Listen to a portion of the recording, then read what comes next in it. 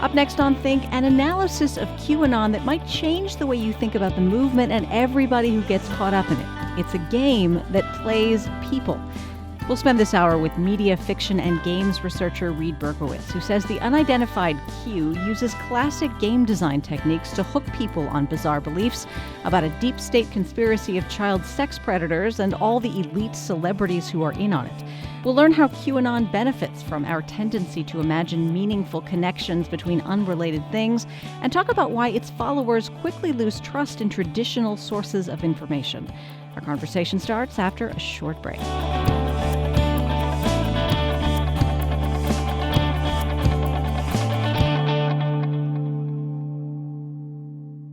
Funding for Think comes from the Senior Source, helping people achieve their New Year's resolution to volunteer by providing ways to advocate for older adults in nursing homes. Volunteer opportunities are at theseniorsource.org. The stuff that QAnon believes in sounds downright bizarre to anybody who's not a follower. A giant secret cabal of Satan-worshipping child sex predators run by Hillary Clinton out of a D.C. pizza joint with the help of a deep state conspiracy and an untold number of celebrities. Former President Donald Trump is the only leader brave enough to take this on. And one single informant, the figure calling themselves Q, as the government insider trying to sound the alarm about the imminent danger to every decent American. It sounds like a bad movie full of obvious plot holes. You have to suspend disbelief just to keep watching. So how have millions of Americans fallen for it? From KERA in Dallas, this is Think. I'm Chris Boyd. As it turns out, QAnon has elements that are familiar to people who design alternate reality games, live-action role-play, interactive theater, experience fiction. And my guest, who has created and studied such games, sees QAnon as a kind of evil twin to these forms of entertainment. In his words, QAnon is a game that plays people. Reed Berkowitz is director of the Media, Fiction, and Games Research Group Curiouser LLC and a creator of educational gaming and entertainment products. His recent article for the website Medium is called A Game Designer's Analysis of QAnon. Reed, welcome to Think. Hi, thank you very much for having me. So can you tell us a little bit about what alternate reality games are as we start this conversation? Well, as you mentioned, they're a subset of games that are meant to be played in reality. So they use reality as a medium. We call them experience fictions sometimes, but you experience them. You don't read them, you don't listen to them, you go out into the world and you play them. And alternate reality games are a subset of that has a kind of specific pattern. It's a little hard to describe, but they start with a rabbit hole or some kind of interesting puzzle or clue or anomaly that gets people online, where they're looking for the solution of what that might be. And then they hit a trailhead, which is a site which holds most of the game content. And they find puzzles and clues, and they can't solve them. So they create communities that are quite large to work on these puzzles together. And those puzzles get solved and lead to more content, and then lead to more puzzles, and then lead to more solutions, and then eventually lead to real events in the real world. So one big difference, of course, is that people who are playing these games are aware that they're engaging in a fantasy. If you wanted to convince people that some game was real, what would you do that reminds you of Q? Well, yes, that is the main thing, is that the people who play alternate reality games know that they're fictional. If I wanted to create what Q is creating, or if I wanted to change that dynamic and make people believe that the game was real, I would do exactly what Q did, or what Q at least leveraged, which is the fact that I would claim that all the newspapers and reliable sources of information were false, and I would create alternate publications and sources of information that bolstered my game. And that's what's happening. And people who are playing Q can believe that it's real because when you talk to them, they say, oh, well, that's the Washington Post, or that's the New York Times. I don't believe that. And you say, well, who tells you not to believe the New York Times? And they say, the President of the United States. And you're like, oh, yeah, that's right. So it's quite convincing if you are somebody who believes these authority figures. So they've done quite a good job of, creating an alternative that seems plausible. I want to talk about this term apophenia. This is a phenomenon in which we assume there are meaningful connections or patterns between things that are actually unrelated. This can actually be a problem, I guess, when you're designing a game experience like an escape room or something, right? Yes, absolutely. If you are a game designer, you have puzzles and stories and things that you hope are going to entertain the players. And it's very easy for people to miss your clues or misread the environments that they're in and go off in completely different directions, especially in an alternate reality game or experience fiction where they can literally do anything in the real world. So it's very important to have buffers in place, embedded characters, things like that to help bring people back to the story that you've created, that you have all the content developed for. Now, Q is doing the opposite. It is not really, it does not have any solutions. The puzzles are not real. They don't have answers. So Q is using apophenia to create wild speculation that leads to conclusions that match their agenda. So, in a way, it sort of crowdsources this conspiracy, right? Whoever Q is, whether it's a person or a group of individuals, Mhm. they may not have thought to associate a particular symbol that we see out in the world with this movement, but if some follower of Q has come up with this and convinced enough people, suddenly that broadens and deepens the mystery. Absolutely. And it's really a competition of sorts to create the next part of the game.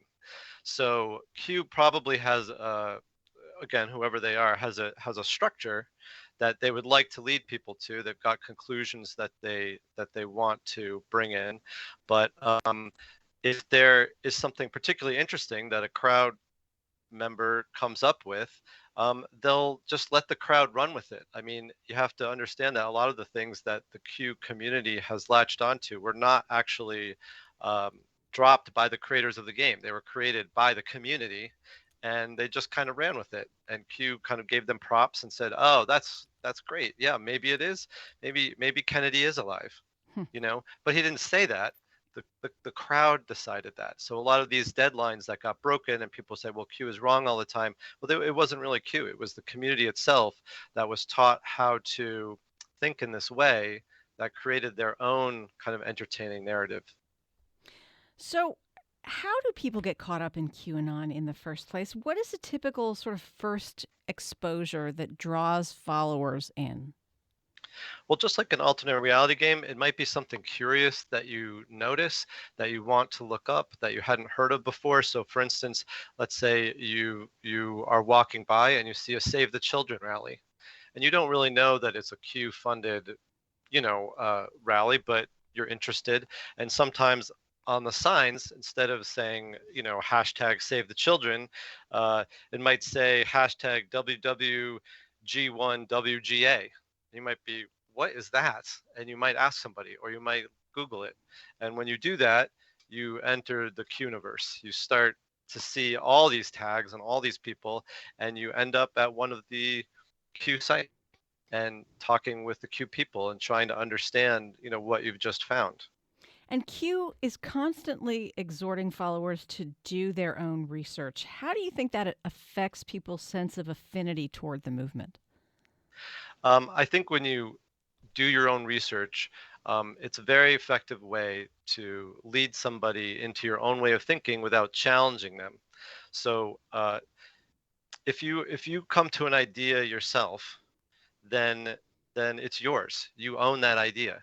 So it also engenders a lot of distrust in what you've been told. You can't believe the mainstream media. You have to make your own decision. And here, take a look at this and take a look at this. And they leave little breadcrumbs that lead you to a solution that seems obvious if you're just following those breadcrumbs. And once you sort of, arrive at that conclusion, you've figured it out. That's what you think. That's not what somebody told you to think. In fact, Q is literally saying, I won't tell you what to think. I just think that you should keep an open mind and take a look at these things. And of course, there's a whole community around you that is focusing you towards certain points of view, and you're rewarded every time that you jump to the quote correct conclusion.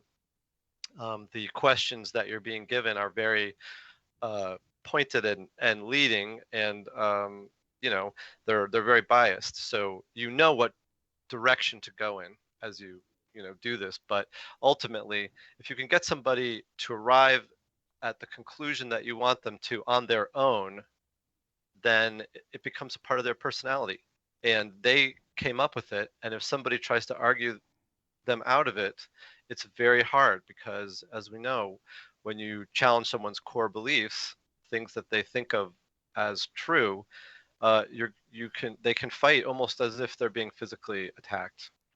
And it sounds like Q is set up to flatter the intelligence of people who arrive at this sense that what Q represents is among their core beliefs.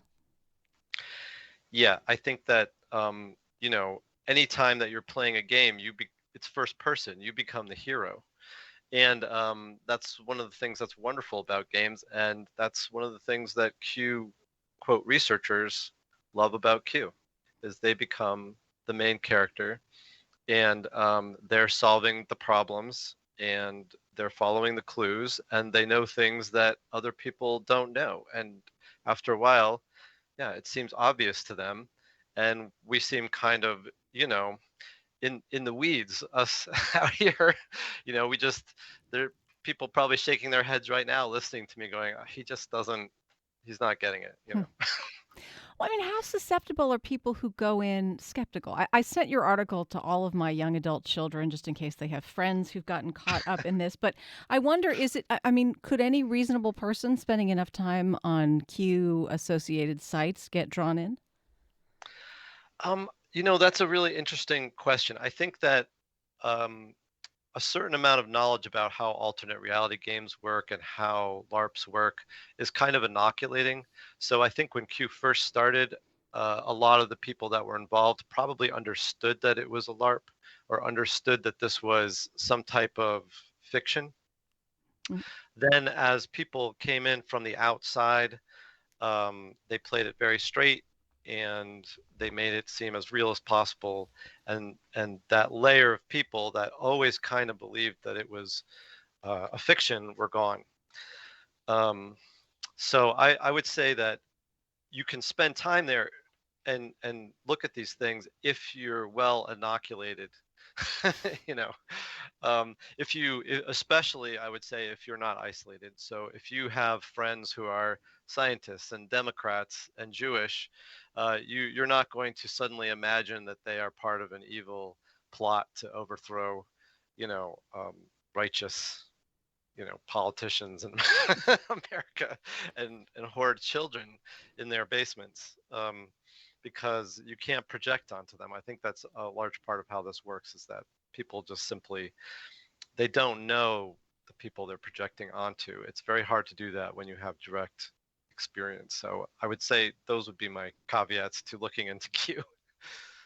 I mean, for people that get caught up in this, there are some emotional rewards, right? Like you find this community, and if your life is not giving you a lot of personal or professional satisfaction, if you feel isolated, especially recently, if you feel misunderstood or disrespected, these sites could be rewarding. Absolutely. I think that is the, in fact, I think that's the primary motivator, is the community. Even with traditional alternate reality games, I think finding that community of like-minded people is incredibly important. But I think that's how all radicalizing movements work, including cults and whatever. Is you might feel lost, you might have some potholes in the road, and suddenly there's a group of people. They think like you do. You like them. They're doing something interesting. They think that you're a valued member. You have a purpose. You get a lot of congratulations and kudos, and you become important in a community that you enjoy being in. And if you don't have any other community around you, then that's a lifeline.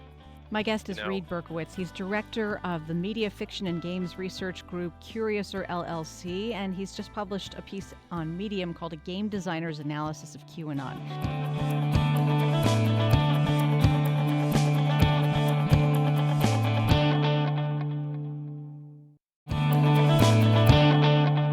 This is Think. I'm Chris Boyd, speaking this hour with Reed Berkowitz, who is director of Curiouser LLC. That's a media fiction and games research group. He wrote a piece for the website Medium called A Game Designer's Analysis of QAnon. He calls it a game that plays people. Reed, your sense is that Q is not only not some government official somewhere leaking out information, but a fictional character. What kind of archetype is that character? Like, where else can we find examples of characters like this in games or in fiction? I think in almost every mystery story there is a character like Q. Q is the character that's like the smoking man in the X-Files. He has some type of secret information. He knows everything, and yet he doesn't tell you in a direct way. He leaks out hints, clues, riddles, puzzles, and the hero and the protagonist try to piece them together. And there's always some excuse as to why he can't just tell everything in one go.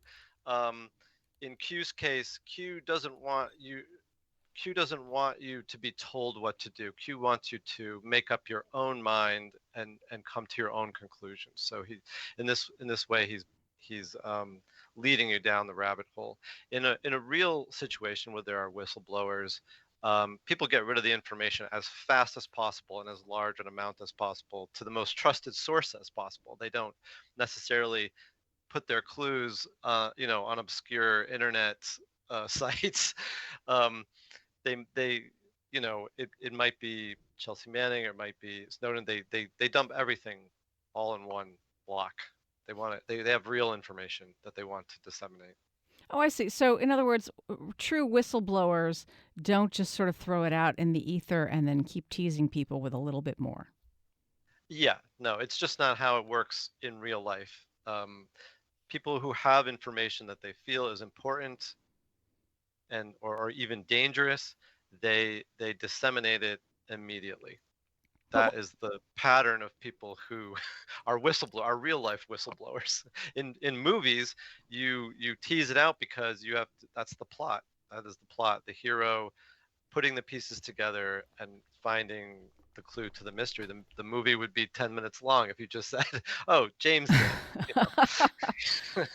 But one big benefit to whoever Q is to being so cryptic is that users feel compelled to keep returning, right, for that next breadcrumb of information. Absolutely. It's a way to keep people coming back day after day.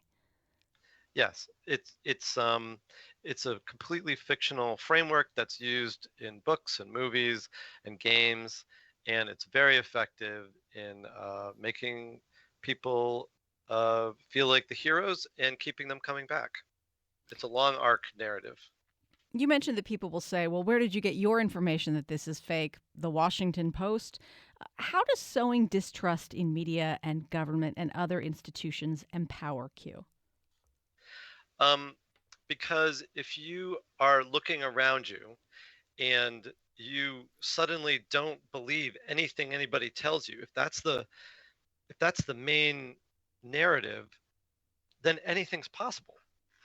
Where if people are, if everything you've ever known and everything that you believed in is fake, and you've got a lot of Republicans, a lot of Congress people, a lot of people around you telling you that this is true, that in fact the newspapers are lying to you, well, then what do you believe? Where do you get your information from? Who is telling you the truth?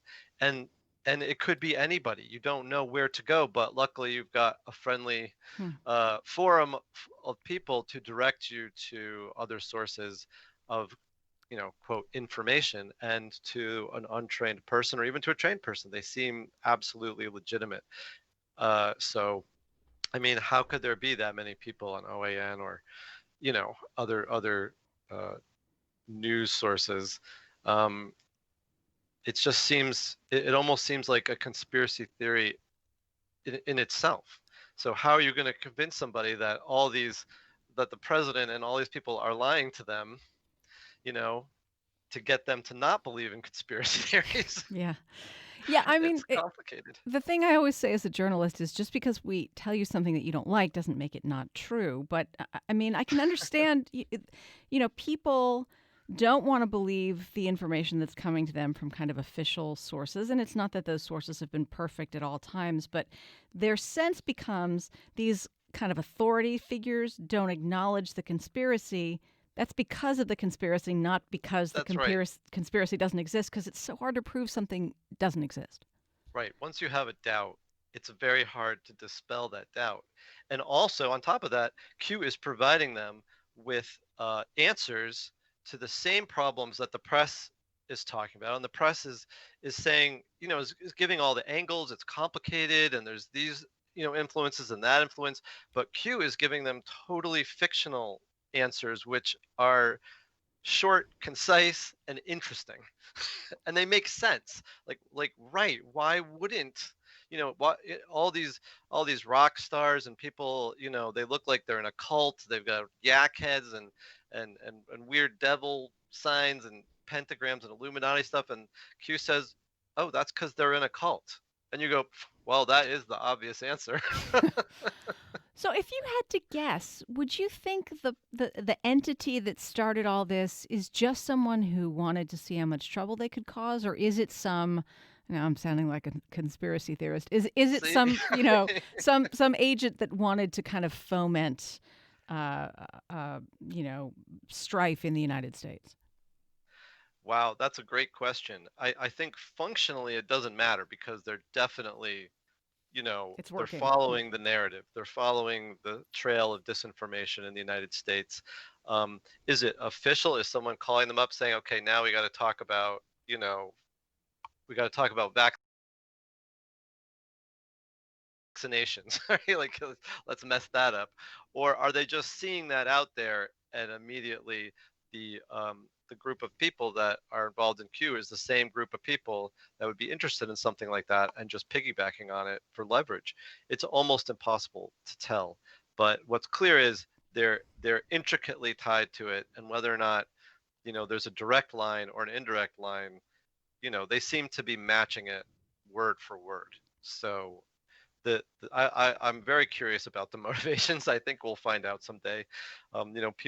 People I believe know who the Q group is, but I don't know that we'll ever know whether or not they were official or quote hijacking a larger group of conspiracy theories, because you have to remember Alex Jones was talking about demonic pedophilic hobgoblins before Q was. Q jumped on that bandwagon as well. And then Alex Jones kind of flamed out and Q kind of rose. And now maybe Q's flaming out and something else will happen. But these are the same stories. Well, that's really interesting. I was going to ask you about that because there's been some reporting that, like, after the inauguration of President Biden and Vice President Harris went off yesterday without a hitch, all these Q followers had really expected the sort of coming storm. They'd expected Donald Trump to fix all this. That didn't happen. You're saying you think that even if people fall away from Q, there will be some other repository for these beliefs. Absolutely. I don't see anybody stopping this, propaganda campaign that's going on in the United States. So I think even if Q completely disappears, which I'm not sure that it will, but if it completely disappears, people already know that one, these techniques have been amazingly successful, and so they will continue to use them in other forms. And the propaganda itself will continue in another form as well. So I feel like there's underlying problems that are not going to be solved by Q disappearing. There's already lots of pivots on the boards about what to do next, and where to go, and you know making Florida the new capital. you But I mean, the thing that has been so disturbing to me as a person who tries to deal with facts and consider ideas from the perspective of facts that can be verified is that there keep there continue to be new things roped into QAnon, right? So it started with this Yeah. pedophilic sex ring and satanic ritual, and now people are talking about, some people seem to believe that the vaccine campaign is about some effort to mess with people's DNA. No evidence for that. Or implant microchips. No evidence for that. Is Q just like structured so that every crazy idea that comes along will fit within this kind of worldview? It's really interesting. I mean, I think what happened is that the Q community got trained how to create these conspiracy fictions, right? They got trained to look at the world in a new way. So, you know what I mean? When a new thing came up, they could kind of say to themselves, all right, what would be the most interesting, backstory for this that fits into our story, right? And they became kind of a force multiplier for every conspiracy theory. And I also think that the community, this might be outside of my area of expertise, but I think that the community is what you call soft or porous, meaning that people can come into the community and start posting whatever they want. Hmm. And this is the problem in real alternate reality games. Games can get what's called game jacked. You can pull people away from the game since the puppet masters have to be anonymous. Anybody can start coming in and creating clues and puzzles, and suddenly everybody's following that person Yeah. and you've lost your game, right? So I think this happens all the time in Q. Actually, in fact, there's some theories that Q actually pulled from other ARGs like Cicada and moved members into Q. And now I think people, there's been a lot of talk since the Biden um, inauguration that the white supremacists have come into the Q community. They're trying to pick people up from there that might feel disenfranchised that the storm didn't come and so on, and trying to move them out. I think that stop the steal and save the children, all these things get lumped in, and anybody who's got a conspiracy theory can just go onto the Q boards and start talking about it and seeing if anybody bites. This is Think. I'm Chris Boyd. All right, I want to go to the phones. We have lots of people with questions for you, Reed. Our number is 1-800-933-5372. First up is John in Austin, Texas. Hi, John. Hi. Yeah, I'm fascinated by this, and it amazes me. But I also go, how does it end? Like, could there be a moment or something, this Q person revealing themselves of saying, I've been playing a joke the entire time, or is there an event? Because if we look at like Pizzagate, you would have thought that would have done it. There was no basement in the pizza shop. And what could possibly make this, or is it just going to be time that's going to take years for this thing to go away? Thanks for calling. That's a great question. Yeah, there's no planned end, because the planned end was the storm, which was never going to happen because it's it's fictional. Um, so right, where does this end? I think this all ties into how psychologically people are sutured into this, how much they need it. It could you're right, Pizzagate happened. They went in, a patriot went in and wanted to save the children, and there was no basement, and there was no children, and there was nothing there. And yet the myth persists. People still are gathering at at the pizza place. They're still talking about it.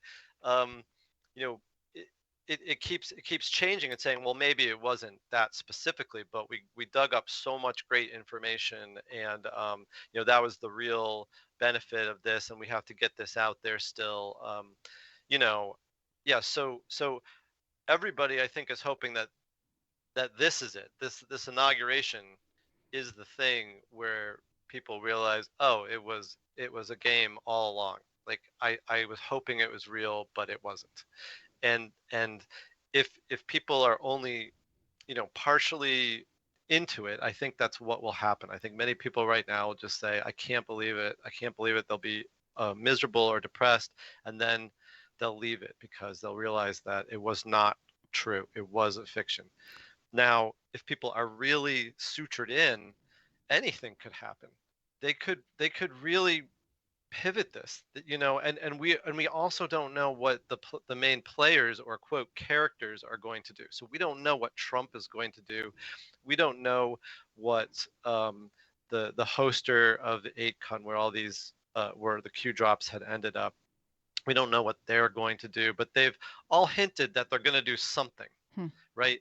And if it's something that plays to this narrative, everybody might be depressed and sad for a month and a half, and then Trump announces his new, I don't know what it will be, a media company, a new political party or something, and boom, poof, everything will just come back. So there's too many unknowns right now.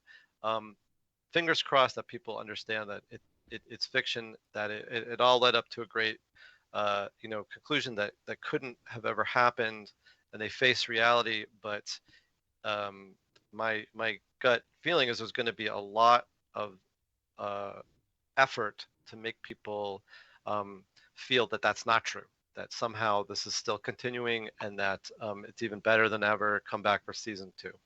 So we'll see. All right. To Dan now in Providence, Rhode Island. Hi, Dan.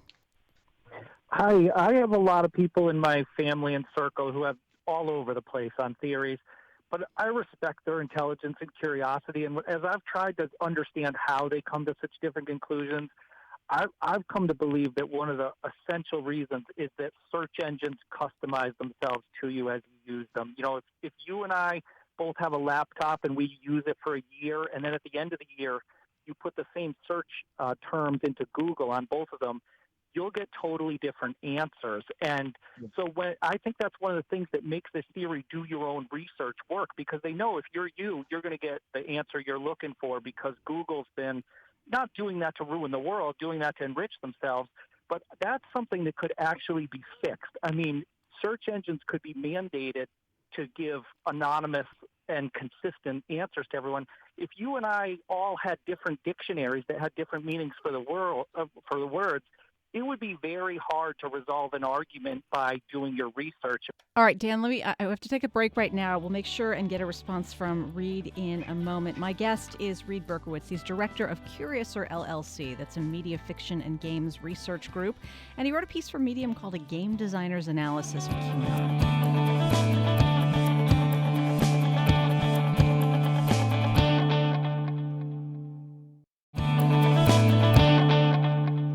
This is Think. I'm Chris Boyd. My guest this hour is Reed Berkowitz. He's director of Curiouser LLC. That's a media fiction and games research group. And he wrote a piece for Medium called A Game Designer's Analysis of QAnon. Before the break, Reed, we heard from Dan, who wanted to know about the role that online search engines and social media companies play in exacerbating or perhaps controlling this problem. What do you think? I think this has been a huge issue, and there's so many components to it. In a lot of ways, I agree that this is happening. It's kind of about why it's happening that determines what can be done about it. So, for instance, he's right. If I type twine into my search engine, I'm going to get the open source software, and someone else is going to get string because I'm going to get string. And that's great for me because I don't have to type, twine, open source, storytelling, whatever, right? It knows me by now. So that absolutely can happen.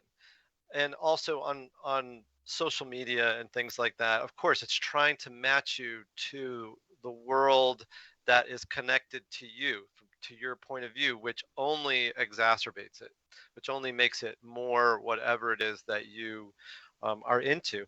At the same time, there's a totally opposite thing going on where, obviously Twitter, Facebook, all these places have now started to block these hashtags and so on, which are rabbit holes into the Quniverse and to conspiracy theories. So it's really difficult. I don't think that media companies have paid enough attention to this.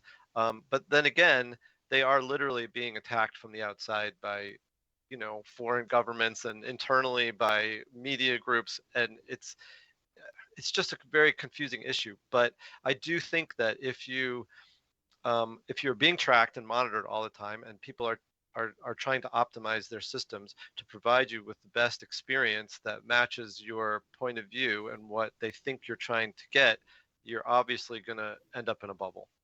All And right. it's super serious. All right. Let's go next on the phone to David in Austin. Hi, David. Hi. So I basically just wanted to say, so I grew up in an evangelical Christian household, going to Christian private school, Christian private military school. And I know that the narrative of end of the world and end of times being within my lifetime was so incredibly reinforced day in, day out by their media, by their teachers. And so I guess I just want to ask, in a game design capacity, what makes this believable or its verisimilitude? Is it from the fact that it pulls from ideologies that are already kind of interwoven into our psychology as Americans, as Christians? Thanks for calling. That's a great question. I think there's been some good articles out there about why the Q theories and sort of apocalyptic theories in general pull in religious communities. I think there's a lot of religious communities that are very aware of this and are trying to stop this from happening. I can't speak to the specifics of why it feels believable, but even to non-religious groups, apocalypse fiction is always popular. Mad Max or whatever it is, it's something inside of us that should really be investigated, but it's very, very popular, not just in evangelical groups, but really everywhere. Zombie horror, all these things have this kind of it's the end of the world feeling. So I think it's a human interest. All right. And yeah. Okay, I next think on Q picks up on it. Sorry. Yeah, that's okay. Next on the phone we have Joseph calling us from San Antonio. Hey, Joseph. Hi, good afternoon. As I listen to this, I get in my mind that it feels like it's propaganda, and I'm always thinking that there's something always opposite of propaganda, which would be anti-propaganda or truth.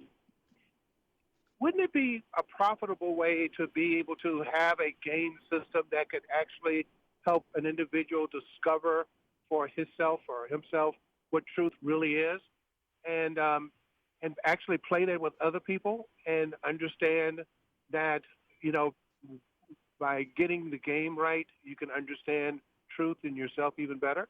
So in other words, like a game that teaches people about vaccine safety or that kind of thing? That's a strategic piece of what I'm thinking about. But I think just in general, I know it almost seems like you have to qualify when you say what truth is. Uh-huh. And I'm just wondering, is there a way for a person, because we can unlearn what we think we know is truth, but is there a way to be able to teach ourselves what truth is? Really interesting question, Joseph. Thanks for calling. What do you think, Reed? Yeah, I think it's a great idea. I think that really, though, it's the defining of truth, right? So I think that a game that can teach you how to accurately assess what is true versus what is not true would be very valuable. I think we really need, I don't think we really thought about it that much, but as a culture, we can see the devastating effects of propaganda and a poisoned media system, and we need education on this. I think it would be a very valuable tool. We have an email here from David who asks about QAnon and conspiracy theories. How do the perpetrators benefit? Are they profiting in some way? Also a great question, way outside of my area of expertise, but yeah, I think that there's somebody profiting somewhere. I mean, this Q is not making money, so it's spending money from anything that I can tell. I mean, from anything that I'm looking at from a development standpoint, I don't see money coming into Q. I see a lot of money coming into the development of Q, but I don't see any profits being made. I think maybe some people thought there would be. There were some apps created, things like that. But that's one of the reasons that makes me think that it is, a propaganda organ. This is getting really meta because one of the things Q always says is follow the money if you want to discover the truth. Yeah. Yeah, exactly. I mean, but we can't follow the money. We don't know yet, right? So unlike Q, it would be great if somebody dropped me some clues, so where to look. But this is real life. Unfortunately, it goes the opposite direction. Everybody's hiding it, and they're trying to do as good a job as they can without leaving me any clues. And I'm just a humble game designer, so I'm not going to be the one to figure it out because I can't do the research because I'm not a trained forensic accountant. Unfortunately, right now. All right, let's speak next on the phone with Sarah in Providence, Rhode Island. Hi, Sarah. Hi, thanks so much for having me on.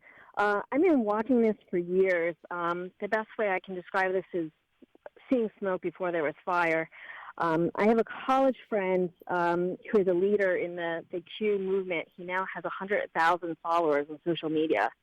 And I do believe they started off with good intentions, and it grew organically from people who felt left behind or disenfranchised. And I think that part of this came from this feeling that they could get firsthand information or firsthand communication by doing these decoding. They didn't have to go to the news media. They could decode President Trump's tweets and different information. And this made them feel empowered. And I think that the only way that this may reverse is giving those people who do feel left behind a better economic advantage. And I also think that as COVID goes away, it may help because we've been very insulated in our small circles and using a lot more social media. And so I think that really helped to throw some gasoline on this fire. What do you think about that, Reed? Yes, I agree with a lot of what she said. I think that COVID was a disaster in many ways because it isolated us even further, and we already had a huge isolation problem. We have real problems in this country that have disenfranchised many people and made them feel left out of the process. And these are the conditions that, create extremism. And people are looking for community and genuine experience in the world, and Q offered them something that looked like that. So I hope that, things do change, and I think that will help. Based on what you know as a designer, do you think there is any chance that the entity that put all this in motion and created QAnon could believe any of the things it's spreading conspiracy theories about? Like, it's pretty clear that this is not someone who is within the government and giving things out, but could they believe in the veracity of these conspiracy theories they're pushing? No, I don't think that it's possible. I mean, besides the fact that they're all proven to be false. I mean, one after another, there are no microchips in the vaccines. That is not even a real thing. So I do not believe that they believe in anything that Q is saying. However, do I think that they may align themselves with the sort of like general purposes of the misinformation campaign that's going on to change the government to push it more towards the alt-right? Probably. This is Think. I'm Chris Boyd. What do you think Q's future will be in a post-Trump America? You were saying it's hard to know what his next move will be. Is Q dependent on an active and omnipresent Donald Trump for its support and sort of appeal to people? No, I don't think that Q is dependent on Trump. I think that, for instance, in other countries, there have been slightly different narratives. There's other things to focus on. There's even been some stories posted that, well, maybe actually Biden is part of the Q world, and maybe Biden's actually the reason why it went out without a hitch is because they turned Biden.